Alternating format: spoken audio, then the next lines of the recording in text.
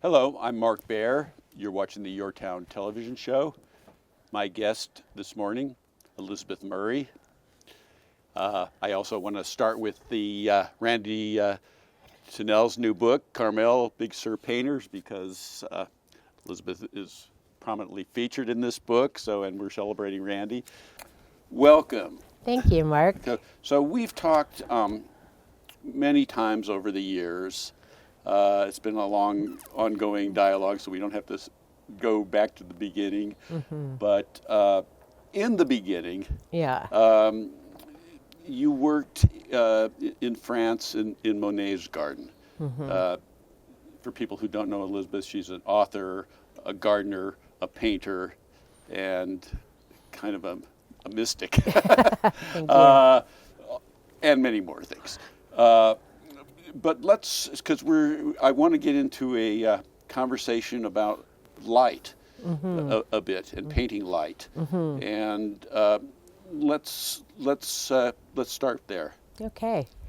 Well, of course, Monet was known as the painter of light, and for me, one of my favorite things with my 40 years of studying him and going back to his garden to photograph and paint there, one of my favorite descriptions of him was as a pantheistic priest who stood on the side of his pond and tried to capture the changing light, the ephemeralness of the moment, the floating, the reflections, the floating flowers on top, the grasses underneath. And what I am called for is to be like an emissary of the light with my art, because for me, light is not only great beauty, but it is a spiritual quality. And I'm an environmentalist. I care about our world, our natural world, and I want to use my art to help awaken people and get people with their heart open to fall in love and recommit. So what I've chosen to focus on, because of course I love gardens, of course I love all natural world, but is to focus on trees.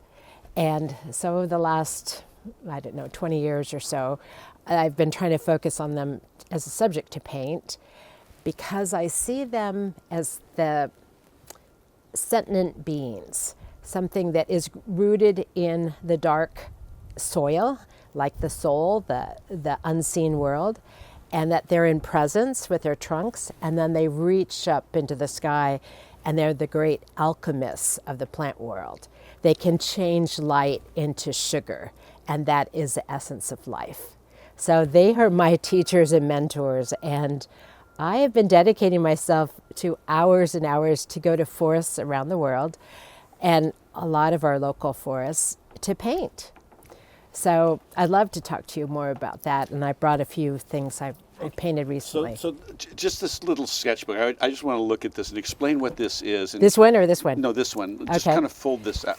So this, I like to use folded paper and to make like a big panorama.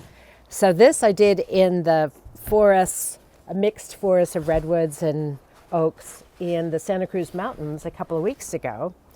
And I was in a singing camp, and so there was 150 of us singing, which is pure joy for me, singing, and I just painted. And I'd keep unfolding and painting the light and painting the presence. But for me, it's like painting joy. And I love panoramas because we can keep expanding and keep adding rather than be constrained. And then I also made this other notebook while sitting there.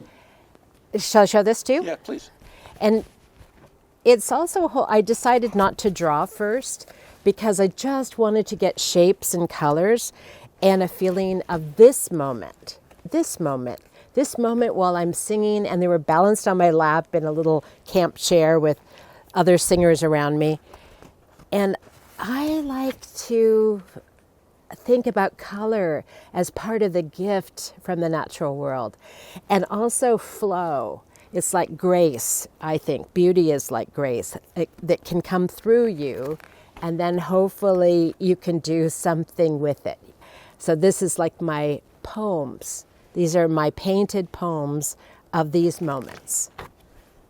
And I don't think we have to be extremely realistic, but I could be. But since I'm a photographer, why?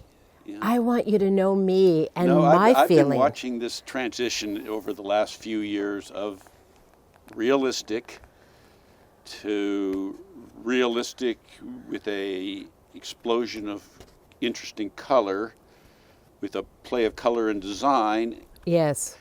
and now towards just abstraction. Yes. And it is a real rhyme of Monet in a weird way. Yeah. I'm sure you weren't conscious of this, but maybe it's not a stylistic thing, as kind of just a process that he went through. Yeah. Just falling into the color, Yeah. and letting go, and no thinking, and a different job. It's like recording the painting. It's recording what's in front of you, or being in what's in front of you. That's right. And that's a lifetime journey. Yes. Thank you. Thank you for knowing that. For me, one of my great teachers and inspirators now is seeing great musicians like Edwin, who's our wonderful violinist, to see someone who is fluid Edwin in their Huizenga, art. I should Yes. say, so people know. Thank you. Yeah. Who is fluid in his craft and his love and presence, so that there was lots of practice, but then he can play without reading. And that's how I want to paint, to be so fluid and in the moment that then I can allow. And I'm trying not to think, I'm trying to be present and allow that fluidity. It's like you've gone through expertise and competency back to beginner's mind sort of That's idea. right. Yeah, Just that's to right. Whatever it is, no thinking. Yes. No, yeah. And I'm doing these big abstracts at home in my studio. And a funny thing, they're mostly, I can't get enough yellow for those paintings because it's all about the light. And it's something about spirit in the light. And that whole idea of allowing to trust enough in presence and in love and in my ability to be fluid, to actually allow what's coming forward. It's like, I say it like a prayer, let me be the vehicle. Let me make beauty. So it's this is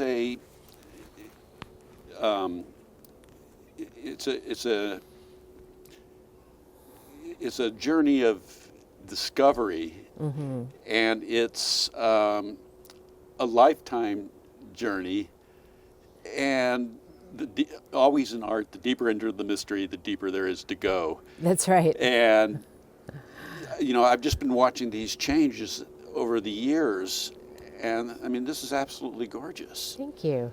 Some people paint for their audience, Yeah. and some people paint for themselves, Yeah. and hope the audience will go with them. Yes. And the audience doesn't always follow, but that's okay. You got to go alone, and that's where you've been. That is, and it's a little bit discouraging, Right. sometimes. But I have to be in integrity, and my purpose is to make an offering, so that somehow maybe my art can help connect to that spiritual realm, and to the deep love of this earth, and the deep beauty of our trees and our environment.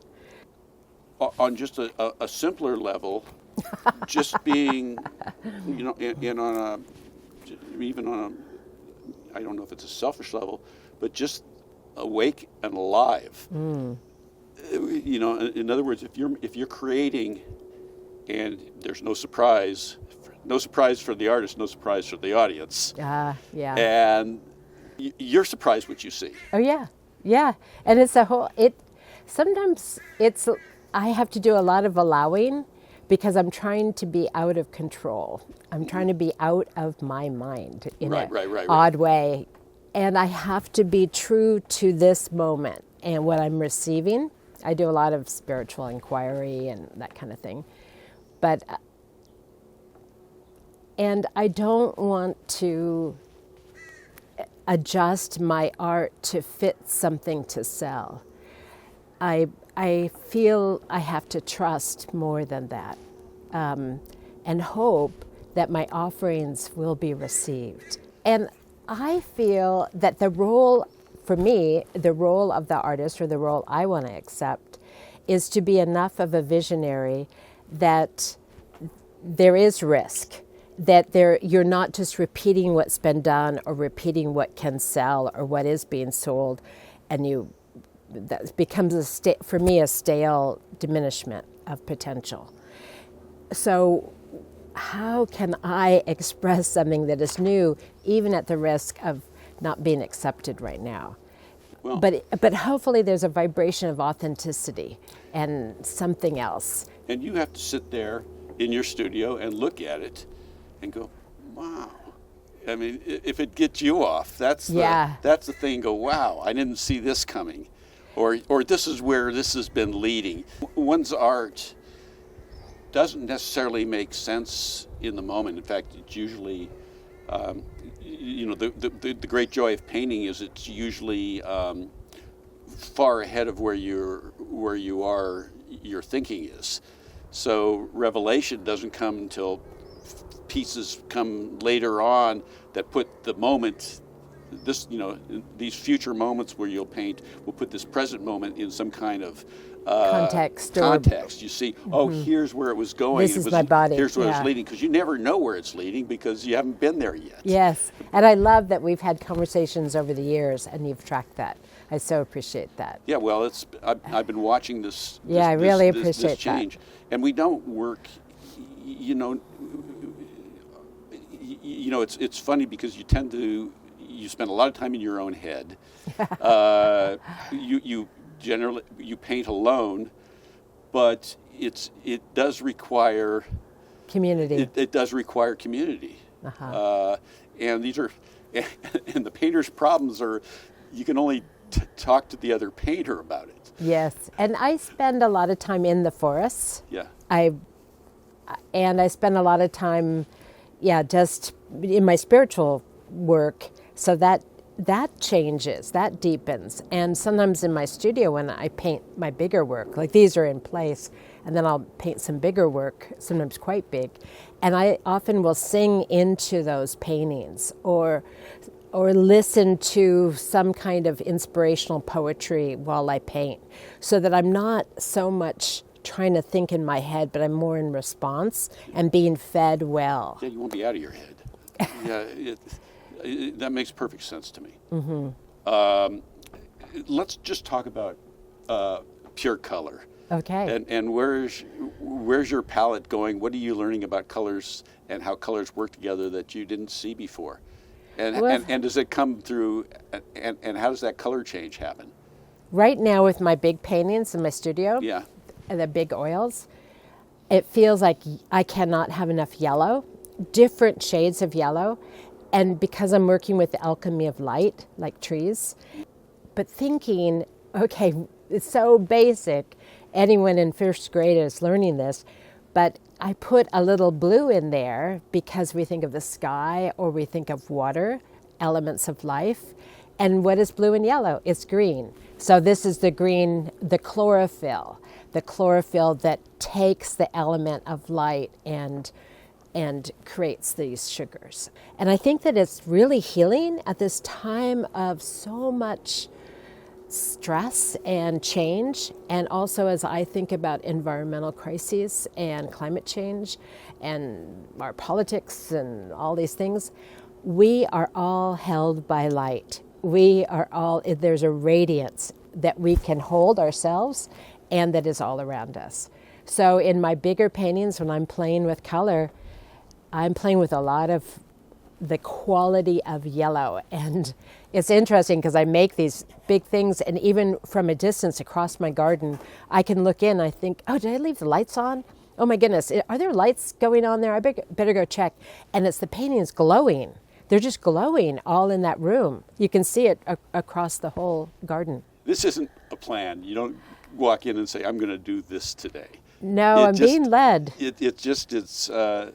It really is mystical. Yes. And the only question in art really is it a genuine experience or not. Mm-hmm. Mm-hmm. And you've got to follow a genuine experience. I think so, because I like the idea of artist as teacher, but visionary, almost like modern shaman, modern potential of being a healer. But the work has to do. It's in other words, a person can't do that, but a person that it puts that into an inanimate object like a painting, there is a record. So you're either getting it or not. But if we're working really well with energetics, just like, let's say, shamanic tools, it's not inanimate anymore. Right. It can actually vibrate with the feeling of the artist. And I feel like I know Monet well, but I know a lot of artists well. And I can feel an authentic painting. I feel it in my heart. Yeah. I can feel the vibration. I can feel what that artist was giving, even if they struggled with it. But I really feel it. And art that's not made that way, that doesn't have that immediacy and intimacy, art that is allowing me to feel from that artist what that artist was going through, it's not interesting to me. They may be much more competent than I can paint, much more competent, but they're not connected. So for me, that's not interesting. It's just decorative. If it ain't magic, I don't want it. That's it. That's it. That's it. I'm with Elizabeth Murray. I'm Mark Baer. Randy Tennell's new book. We're all in it. Yeah. And you're watching YourTown, and thank you. Thank you.